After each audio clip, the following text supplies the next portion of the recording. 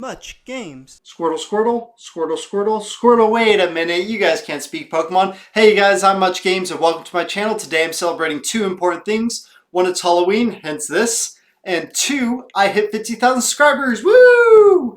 You guys know I like dressing up, so why not just merge two into one occasion? But I'm doing something special here for the 50,000. I am giving away a $50 Nintendo Switch eShop gift card that I'm going to segment throughout this video, so be sure to have those Switches charged, have them ready to go, because it's going to be a rush for whoever types it in fastest. But since it's the premiere, no one's going to be able to fast forward to just jump to all the codes. I just wanted to make it a little bit fair, a little bit fun. I hope you guys enjoy it because this $50 is coming out of my pocket. And for this video, I'm going to be talking about my top 10 favorite moments throughout my channel's history. So thank you everyone who got me this far, and I hope you continue watching, and please subscribe if you haven't already. Thank you, and enjoy this top 10. Now I have this series that's near and dear to my heart that I don't care if no one watches, I'm still going to make it. It's called the Grinds My Game series, which is a satirical rant, and I just wanted to talk about my number 10 slot, which is my first one where I started doing special editing to it for the finishes, and that was when I did a very still image JPEG that's just swirling around the screen, but it was just fun. It was a blue turtle shell. It's one of my earliest videos, so that just always had a special memory because that's the point where I felt like Grinds My Game sort of grew from that spot on. So let's move on to the number 9 spot. I was playing Bugsnax, long playing it 100% for my channel. It was my second time running through it. Normally I don't practice the games, I just go in blind, but this one, I practiced it. I went second time going around and I was like, okay, I can sort of speed up the process. I know what to do. And I accidentally launched Chandlo off the side of the mountain and yeah, pretty much just screwed my own run on that point. But it was just so funny. I left it in the video and just loaded the screen, restarted. There was nothing I could do about it. It was just happened. It was such an epic fail and it became so memorable. For number 8, it was my Donkey Konga GameCube long play. Normally for a long play, you don't really see a person on camera, but for this one I thought it was a little bit of a special occasion since I wanted you to see the entire bongo experience while doing it, and it was so hard when doing the Pokemon theme song. I saved it for last because I knew it was just such a great song. I love it. It's one of my favorite theme songs of all time, and I really got into it while playing it, but man, it was so hard not to say a word of it because pretty much the camera was rolling, the audio was on, and I couldn't sing the song. It was just so torturous, but you could just see my expressions. I had so much fun playing it. Number 7, the Grinds My Games Punch-Out training montage.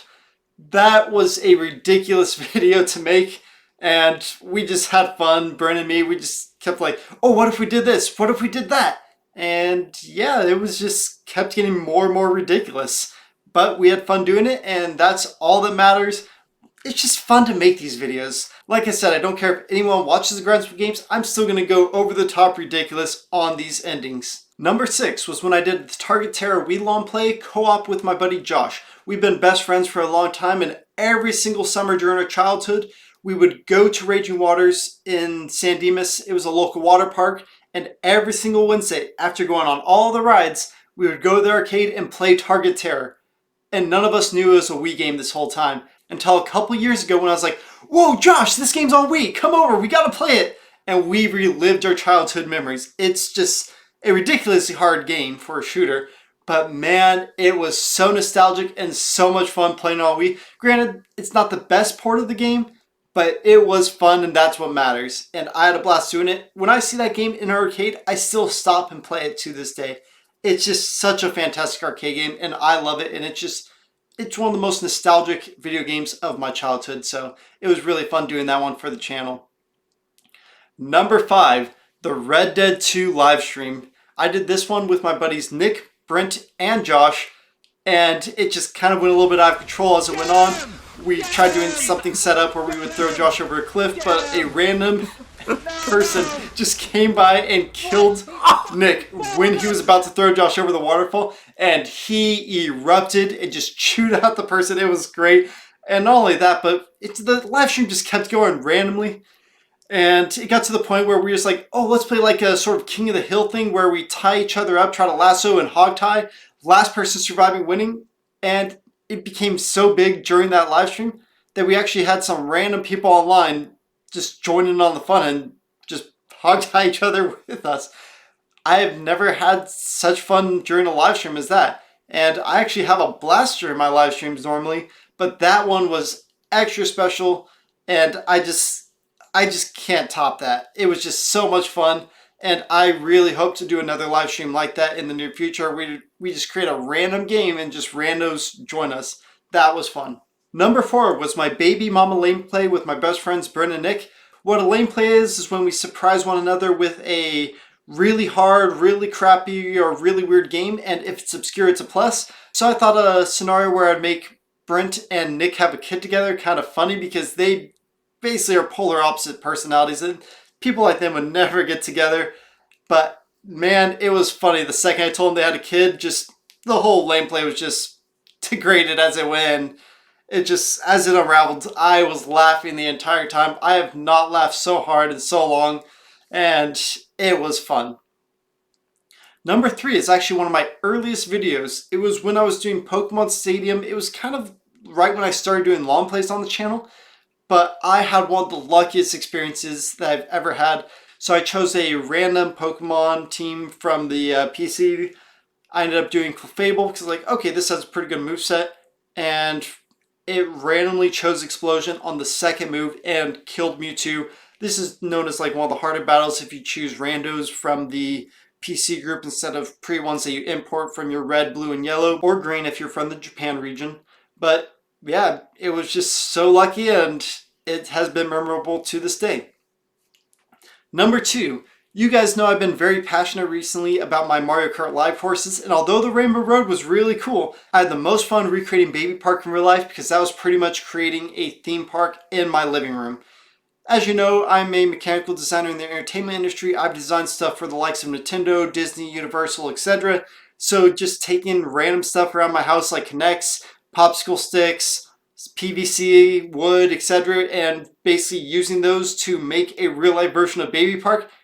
And how it actually turned out, there was mechanisms galore, everything was moving. It was mind-blowing, and I just had a field day. So it was kind of a fun challenge using stuff that I could only get around the house or the average person would have access to.